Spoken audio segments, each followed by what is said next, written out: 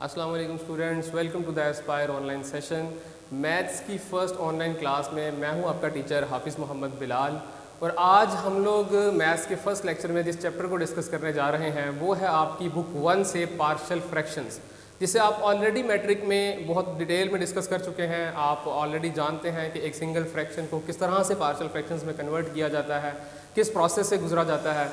तो बेटा आज बिफोर स्टार्टिंग द क्वेश्चंस मैं चाहता हूं कि मैं पहले आप लोगों को इस चैप्टर की कुछ थ्योरी के बारे में बता दूं ताकि क्वेश्चंस को सॉल्व करना हमारे लिए बाद में इजी रहे। तो आज का जो हमारा लेक्चर है वो चैप्टर की कुछ डेफिनेशंस और कुछ बेसिक्स के ऊपर होगा। तो बेटा जी पार्शियल फ्रैक्शंस जो है पहले तो नाम ही आपको बता रहा है कि जो पार्शियल फ्रैक्शंस है वो बता रहा है कि एक फ्रैक्शन के पार्ट्स बनाए जाते हैं इसमें। So before moving towards the partial fraction हमें सबसे पहले तो ये पता होना चाहिए कि फ्रैक्शन क्या होती है। तो बेटा फ्रैक्शन जो है वो सिंपल दो नंबर्स के दरमियान या दो टर्म्स के दरमियान एक कोशेंट का नाम जो है वो फ्रैक्शन होता है। तो ये कोशेंट कुछ इस फॉर्म में होना चाहिए कि जो डिनोमिनेटर है आपका, क्योंकि ऊपर वाले जो टर्म है उसे आप न्यूमिनेटर बोलते हैं और जो नीचे वाली टर्म है उसे आप डिनोमिनेटर बोलते हैं, और जो डिनोमिनेटर है वो यहाँ पे किसी सूरत भी ज़ीरो नहीं होना चाहिए, क्योंकि अगर फ्रैक्शन में डिनोमिनेटर ज़ीरो हो जाए तो आप जानते हैं कि समथिंग रेज ओवर ज़ीरो जो है वो किसके इक्वल होता है, इन्फिनिटी के इक्वल होता है। उसे हम डिफाइन नहीं कर सकते, तो इस वजह से डिनोमिनेटर को आपने ज़ीरो होने से अवॉइड करना है। उसके अलावा कोई भी दो टर्म्स के दरमियान जो कोशेंट है वो क्या कहलाता है जी, फ्रैक्शन कहलाता है। अब जो फ्रैक्शन है क्योंकि हम लोग यहाँ पे पार्शियल फ्रैक्शन को डिस्कस करने जा रहे हैं। अब पार्शियल फ्रैक्शन होने के लिए फ्रैक्शन का पहले रैशनल होना ज़रूरी है। रैशनल की आगे वो किस टाइप से बिलोंग कर रही है वो हम बाद में डिसाइड करेंगे। तो फर्स्ट ऑफ ऑल हमें जिस चीज़ को जानना है वो है जी रैशनल फ्रैक्शन। तो रैशनल नंबर्स हम लोग ऑलरेडी बेटा पढ़ चुके हैं कि रैशनल नंबर्स वो नंबर्स होते हैं जिन्हें हम पी ओवर क्यू की फॉर्म में लिखते हैं। पी क्यू बिलोंग करने चाहिए सेट ऑफ इंटीजर से, और जो आपका क्यू है यानी कि डिनोमिनेटर वो ज़ीरो नहीं होना चाहिए। उन नंबर्स को आप रैशनल नंबर्स कहते हैं। लेकिन rational fraction is something different. Rational fraction के लिए जो है जी ये कोशेंट है दो पोलिनोमियल्स का। अब पोलिनोमियल हम ऑलरेडी क्लास में भी डिस्कस कर चुके हैं, बड़ी डिटेल में हमने ये डिस्कशन की थी। तो पोलिनोमियल बेटा एक ऐसे अलजेब्रिक एक्सप्रेशन को कहा जाता है जिसमें पावर ऑफ वेरिएबल जो है वो होनी चाहिए नॉन नेगेटिव इंटीजर। इसके अलावा जो पावर है वो नेगेटिव नहीं हो सकती है, वो फ्रैक्शन में नहीं हो सकती है। ठीक है जी, power must be a non negative integer, not positive integer. ठीक है जी, नॉन नेगेटिव में जीरो आता है, पॉजिटिव में जीरो नहीं आता, इस वजह से हम नॉन नेगेटिव इंटीजर यूज़ करेंगे, पॉजिटिव इंटीजर का वर्ड यूज़ नहीं करेंगे। सो रैशनल फ्रैक्शन की यही डेफिनेशन होगी कि ये दो पॉलिनोमियल्स के दरमियान कोशेंट है, जबकि डिनोमिनेटर वाला जो पॉलिनोमियल है वो आपका किसी सूरत भी बेटा जीरो नहीं होना चाहिए। अब जो रैशनल फ्रैक्शन है वो बेसिकली दो टाइप्स उसकी होती हैं। एक है first proper rational fraction and the second one is improper rational fraction. तो बेटा जो प्रॉपर रैशनल फ्रैक्शन है वो एक ऐसी रैशनल फ्रैक्शन है जिसमें degree of P of x, यानी कि जो ऊपर वाला पॉलिनोमियल है उसकी जो हाईएस्ट पावर है वो उसकी डिग्री कहलाती है। तो जो degree of P of x in numerator जो है वो लेस होनी चाहिए degree of Q of x in denominator, यानी कि ऊपर डिग्री कम है नीचे डिग्री ज़्यादा है। तो ऐसी फ्रैक्शन जो है, ऐसी रैशनल फ्रैक्शन, उसे हम नाम देते हैं प्रॉपर रैशनल फ्रैक्शन का। इसी तरह से बेटा इम्प्रॉपर रैशनल फ्रैक्शन जो है वो एक ऐसी रैशनल फ्रैक्शन है। देखिए जी ये रैशनल फ्रैक्शन की डेफिनेशन तो पहले पूरी होना ज़रूरी है। ठीक है जी, दोनों जो आपके न्यूमिनेटर और डिनोमिनेटर्स हैं उन दोनों का पॉलिनोमियल होना ज़रूरी है। उसके बाद degree of P of x in numerator must be greater और इक्वल टू, या तो ऊपर डिग्री ज़्यादा हो या नीचे वाली के इक्वल हो, तब हम उस रैशनल फ्रैक्शन को नाम देते हैं बेटा इम्प्रॉपर रैशनल फ्रैक्शन। ठीक हो गया जी। तो जब आपको क्वेश्चन आएगा बोर्ड में तो डेफिनेटली आपने पहले उसकी डेफिनेशन लिखनी है। डेफिनेशन लिखने के बाद आप कोई भी एग्जांपल लिख सकते हैं, जैसा कि फॉर एग्जांपल हम लोग यहाँ पे अगर बात करें एक प्रॉपर रैशनल फ्रैक्शन की, तो आप सिंपली एक एक्सप्रेशन लिख सकते हैं लाइक दिस वन। तो आप यहाँ देख सकते हैं कि बेटा डिग्री जो है वो ऊपर, क्योंकि वेरिएबल आपको नज़र नहीं आ रहा तो इसका मतलब है कि वहाँ पे जो एक्स की पावर है वो ज़ीरो है।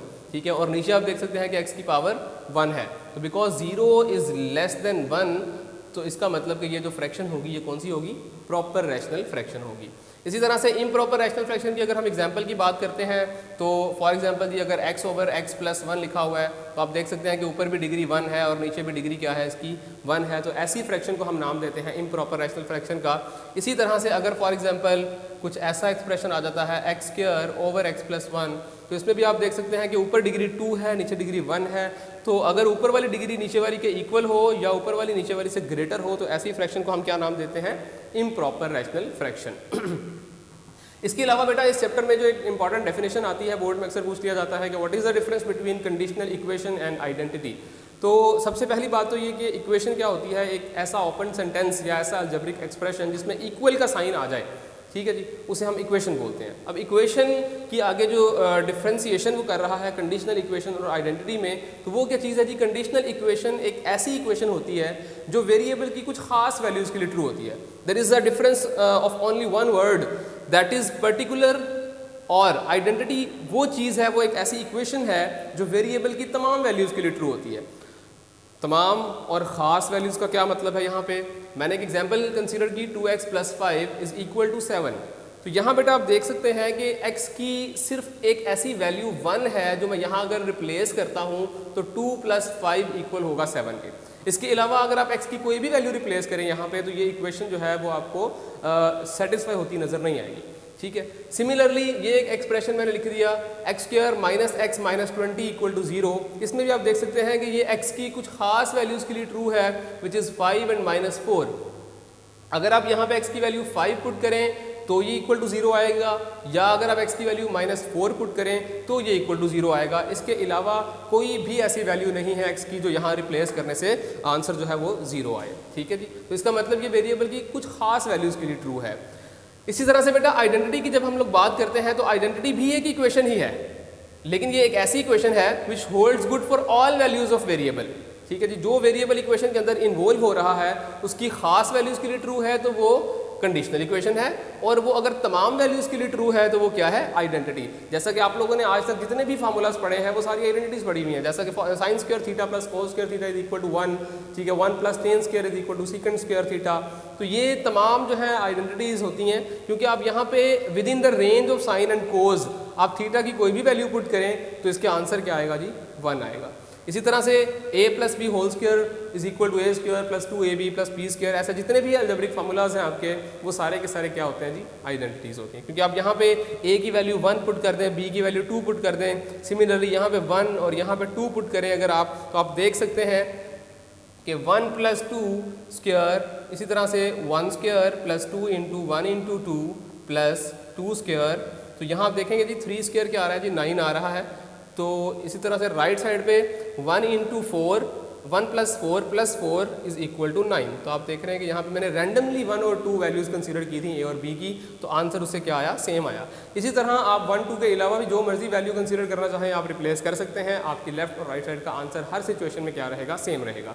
तो ये बेटा आइडेंटिटी को बताने का पर्पज़ ये था कि आपने जो चैप्टर स्टार्ट किया है जो कि पार्शियल फ्रैक्शन है, बेटा पार्शियल फ्रैक्शंस जितनी भी होती हैं वो सारी की सारी क्या होती हैं, आइडेंटिटीज़ होती हैं, ठीक है। अक्सर स्टूडेंट्स यहाँ पे कंफ्यूज हो जाते हैं कि जी ये जो फ्रैक्शन मैंने लिखी है लाइक दिस वन, ये एक MCQ है, ठीक है। अब मैंने आपको एक तरीकाकार बता दिया ना इसका यहाँ पे कि कंडीशनल इक्वेशन अगर आपने टेस्ट करनी है तो वो आप क्या करेंगे, कोई भी रैंडम वैल्यू अपनी मर्जी से पुट करें, ठीक है, सिवाय 1 के आप यहाँ जो मर्जी वैल्यू पुट कर दें, इसकी लेफ्ट और राइट साइड का आंसर किसी सूरत बराबर नहीं आएगा। तो इसका मतलब यहाँ से हमें पता चल जाएगा कि ये कंडीशनल इक्वेशन है। लेकिन यहाँ पे आप थीटा की या AB की कोई भी वैल्यू पुट करेंगे तो आपके लेफ्ट और राइट साइड का आंसर जो होगा वो क्या रहेगा, बराबर रहेगा, जिससे ये कंफर्म हो जाएगा कि ये क्या है, आइडेंटिटी। अब जिस तरह से मैंने बोला कि जो पार्शियल फ्रैक्शंस है वो सारी की सारी क्या होती हैं बेटा, आइडेंटिटीज़ होती हैं। तो इसका मतलब अगर ये क्वेश्चन आपके पास MCQ में आ जाता है तो स्टूडेंट्स कंफ्यूज हो जाते हैं कि जी ये जो क्वेश्चन हमें दे दिया गया है इसकी तो पार्शियल फ्रैक्शंस बनेंगी, A कांस्टेंट आएगा, B कांस्टेंट आएगा, C कांस्टेंट आएगा, उन कांस्टेंट्स की वैल्यूज़ निकाली जाएंगी और उन वैल्यूज़ को निकालने के बाद सर ये कंफर्म होगा कि इस एक्सप्रेशन की पार्शियल फ्रैक्शंस क्या बनेंगी, इस फ्रैक्शन की पार्शियल फ्रैक्शंस क्या बनेंगी। तो बेटा इस फ्रैक्शन की पार्शियल फ्रैक्शंस बनाने की हमें ज़रूरत नहीं है, क्योंकि हमारे पास जो MCQ सॉल्व करने के लिए टाइम है वो तो 1 मिनट है सिर्फ, और 1 मिनट में हम ये 5 मिनट का क्वेश्चन तो सॉल्व नहीं करेंगे। तो हम लोग क्या करेंगे, यहाँ पे कोई भी रैंडम वैल्यूज़ कंसीडर करेंगे, क्योंकि मैंने आपको बोल दिया कि जितनी पार्शियल फ्रैक्शंस हैं वो सारी की सारी क्या होती हैं, आइडेंटिटीज़ होती हैं। जब एक फ्रैक्शन को ब्रेक करके पार्शियल फ्रैक्शंस बनाएंगे तो वो एक्चुअली उसी के पार्ट्स हैं, और उसके पार्ट्स होने की वजह से वो आइडेंटिटीज़ का रोल प्ले कर रहे हैं। तो अब अगर ये आइडेंटिटी है तो इसका मतलब ये हुआ कि तो ये तो वेरिएबल की तमाम वैल्यूज़ के लिए ट्रू होनी चाहिए। तो बेटा हम क्या करेंगे, यहाँ पे कोई भी रैंडम वैल्यूज़ अपनी मर्जी से कंसीडर करेंगे और चेक करेंगे कि किससे आंसर सेटिस्फाई करता है। फॉर एग्जाम्पल जी मैंने यहाँ पे x की वैल्यू कंसीडर कर ली। देखें जी अब ये भी यहाँ पे एक इशू है कि x की वैल्यू क्या पुट कर सकते हैं और क्या नहीं कर सकते। सिर्फ आपने इन वैल्यू से अवॉइड करना है जो आपके डिनोमिनेटर को 0 बना दें, लाइक आप देख सकते हैं कि यहाँ अगर मैं x की वैल्यू 1 पुट करूँगा तो 0 हो जाएगा, यहाँ x की वैल्यू 2 पुट करूँगा तो 0 हो जाएगा, यहाँ x की वैल्यू 3 पुट करूँगा तो 0 हो जाएगा। तो डिनोमिनेटर को 0 होने से बचाना है, तो मतलब आप x की वैल्यू 2 नहीं पुट कर सकते, 1 नहीं पुट कर सकते, 3 नहीं पुट कर सकते, ठीक है जी। इसके अलावा जो आपका दिल चाहता है वैल्यू पुट करें। तो मेरे ख्याल से एक सिंपल सी मैं एग्जांपल लेता हूँ, 0 हम पुट कर लेते हैं इसमें। अब देखिए जी, अगर फॉर एग्जांपल मैं इस एक्सप्रेशन में, इस फ्रैक्शन में अगर 0 पुट करता हूँ तो यहाँ जब x की जगह 0 पुट किया जाएगा तो 0 हो जाएगा, यहाँ 0 पुट किया जाएगा तो 0 हो जाएगा, ऊपर से आपके पास क्या बचेगा जी, सिंपली 13 बचेगा, ठीक है। ये आपके मैं क्वेश्चन में भी वैल्यूज पुट कर रहा हूँ। अब यहाँ 0 पुट करूँगा तो क्या आएगा जी, -1, यहाँ 0 पुट करूँगा तो क्या आएगा जी, -2, यहाँ 0 पुट करेंगे तो क्या आएगा जी, -3। तो ये क्या बन गया जी, 13 over minus minus plus and plus minus minus 3 into 2 क्या आ गया जी, 6। मतलब आपका जो आंसर है वो है -13 ओवर 6। अब आपने सिंपली क्या करना है कि x की यही वैल्यू, क्या वैल्यू पुट की है यहाँ पे हमने, x की वैल्यू 0 पुट की है जी।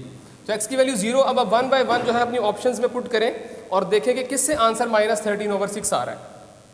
अगर मैं यहाँ 0 पुट करता हूँ तो क्या आएगा जी, यहाँ 0 पुट करेंगे तो 2 ओवर -1 विच इज़ -2, यहाँ 0 पुट करेंगे तो -3 ओवर 2, यहाँ 0 पुट करेंगे तो -4 ओवर 3।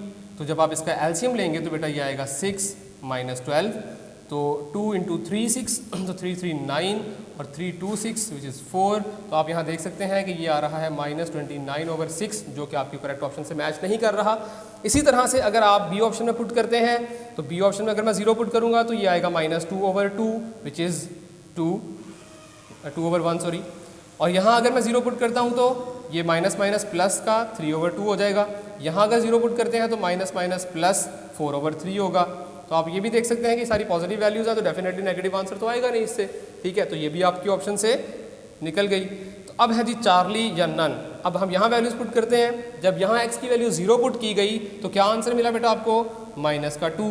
अगर यहाँ 0 पुट करेंगे तो -3 ओवर 2 और यहाँ 0 पुट करेंगे तो प्लस का 4 ओवर 3। जब इसका एलसीएम लिया जाएगा तो बेटा ये आएगा -12 -9 और प्लस का 8। तो आप ये देख सकते हैं कि ये आपके पास जो आंसर है ये मैच कर रहा है -13 ओवर 6, ठीक है जी। तो ये आपकी यहाँ से आपको आइडिया हो गया कि आपकी करेक्ट ऑप्शन कौन सी है बेटा, चार्ली, ठीक है जी। तो अगर आपको सिर्फ ये पता हो कि आपकी कंडीशनल इक्वेशन और आइडेंटिटी में फ़र्क क्या है तो आप बड़े ही आसान तरीके से आप इन लॉन्ग क्वेश्चंस को एमसीक्यूज़ के तौर पे डील कर सकते हैं। सिंपली आपने क्या करना है, कोई भी रैंडम वैल्यू पहले क्वेश्चन में पुट करनी है, आंसर सेव कर लेना है, उसके बाद 1 बाय 1 चारों ऑप्शंस में वही वैल्यूज़ पुट करनी है और देखना है कि किस ऑप्शन से आपका जो क्वेश्चन सेव्ड आंसर है वो मैच कर रहा है, ठीक है जी। तो उससे फिर आप आपकी करेक्ट ऑप्शन चूज कर सकते हैं, ठीक है बेटा। तो अब ये तो है एमसीक्यूज़। क्वेश्चंस पे मूव करने से पहले मैं आपको ये बता दूं कि इस चैप्टर में हम लोग बेटा 4 केसेस डिस्कस करने वाले हैं। स्टूडेंट्स को प्रॉब्लम्स ये होती हैं कि हम लोग पार्शियल फ्रैक्शंस तो बना लेते हैं, वो कंफ्यूज हो जाते हैं कि पार्शियल फ्रैक्शंस बनाते वक्त हमने किन बातों का ख्याल रखना है। तो बेटा पार्शियल फ्रैक्शन जब आपने बनानी है तो मैं सबसे पहले ये कंसीडर कर रहा हूँ कि यहाँ पे जितनी भी फ्रैक्शंस डिस्कस की जा रही हैं वो सारी की सारी कौन सी हैं जी, प्रॉपर रैशनल फ्रैक्शंस हैं जी, ठीक है जी। तो ये प्रॉपर रैशनल फ्रैक्शंस को हम लोग डिस्कस कर रहे हैं। तो प्रॉपर रैशनल फ्रैक्शंस की जब हम पार्शियल फ्रैक्शंस बनाएंगे तो किन बातों का ख्याल रखना है मैं बता देता हूँ आपको। बेटा सबसे पहली बात कि जब आपने पार्शियल फ्रैक्शंस बनानी है तो आपका जो डिनोमिनेटर है वो फैक्टराइज्ड होना चाहिए, ठीक है जी। डिनोमिनेटर को फैक्टराइज करने के बाद आपने क्या करना है कि इनकी होल पावर्स देखनी है। इन फैक्टर्स की आप होल पावर्स बेटा देख सकते हैं कि यहाँ पे कितनी है, 1 1 है। तो 1 पावर का मतलब है कि इस फैक्टर ने एक ही दफ़ा लिखा जाएगा, ये 2 दफ़ा रिपीट नहीं होगा। तो पावर 1 है तो मतलब ये आ गया 1 टाइम। इसकी पावर आप देख सकते हैं 1 है तो ये आ गया 1 टाइम। अब अगली कहानी आती है कि आपने इसके ऊपर कॉन्स्टेंट्स लगाने हैं, वो मैं अभी नेक्स्ट स्टेप में बताऊंगा। तो हम पहले इस स्टेप को फॉलो करते हुए बाकी पार्शियल फ्रैक्शंस बना लेते हैं। यहाँ बेटा आप देख सकते हैं कि जो इस फैक्टर की होल पावर है वो कितनी है, 3। इसका मतलब है कि इस फैक्टर ने 3 दफ़ा रिपीट होना था, 1 2 3। तो लेकिन ये 3 टाइम्स रिपीट तो होगा बट इसकी पावर जो है वो ग्रेजुअली क्या करेगी, इंक्रीज करेगी। यहाँ पे इसकी पावर आएगी 1, यहाँ इसकी पावर आएगी 2 और यहाँ इसकी पावर क्या आएगी 3। यहाँ आप देख सकते हैं कि x - 1 की होल पावर बेटा 1 है, तो इस वजह से x - 4 की जो होल पावर है यहाँ पे वो 1 ही रहेगी, यानी कि एक ही दफ़ा रिपीट होगा, ये दूसरी दफ़ा नहीं आएगा। सिमिलरली यहाँ आप देख सकते हैं कि बेटा यहाँ पे लीनियर फैक्टर्स थे, ठीक है। हमने फैक्टर्स को भी फिल वक्त नहीं देखा, हम क्या देख रहे हैं अभी, जस्ट इनकी होल पावर्स को। तो यहाँ भी होल पावर्स 1 1 है, तो इसका मतलब ये रिपीट नहीं होंगे, एक एक दफ़ा ही आएंगे। यहाँ आप देख सकते हैं कि होल पावर्स दोनों की क्या है, 2 है, तो ये पावर 1 आएगी, फिर उसके बाद पावर इसकी क्या आएगी, 2 आएगी। x माइनस 4 की होल पावर 2 है, तो इसका मतलब पहले पावर 1 आएगी और फिर उसकी पावर क्या आएगी, 2 आएगी। ठीक है जी। तो ये मैंने जो पार्शियल फ्रैक्शंस बनाई हैं, ये किन चीज़ों को देख के बनाई हैं, आफ्टर फैक्टराइज्ड डिनोमिनेटर जो होल पावर्स बन रही थी उतनी उतनी पार्शियल फ्रैक्शंस बन गई उनकी। ठीक है। अब अगला स्टेप बेटा ये होता है कि आपने इनके ऊपर जो कॉन्स्टेंट्स रिप्लेस करने हैं वो हमें कैसे पता चलेगा, ऊपर कितने कॉन्स्टेंट्स आने हैं। तो बेटा जो कॉन्स्टेंट्स हैं वो डिपेंड कर रहे होते हैं x की पावर पे। फैक्टराइज्ड फॉर्म में जो x की पावर बनेगी उतने नंबर ऑफ कॉन्स्टेंट्स ऊपर आएंगे। तो यहाँ बेटा आप देख सकते हैं कि इस फ्रैक्शन के नीचे जो फैक्टर पड़ा हुआ है उसमें x की पावर कितनी है, 1 है। तो इसका मतलब है इसके ऊपर कितने कॉन्स्टेंट्स आने वाले हैं, एक कॉन्स्टेंट। इसी तरह यहाँ आप देख सकते हैं x की पावर कितनी है, 1, तो ऊपर कॉन्स्टेंट्स कितने आएंगे जी, एक कॉन्स्टेंट।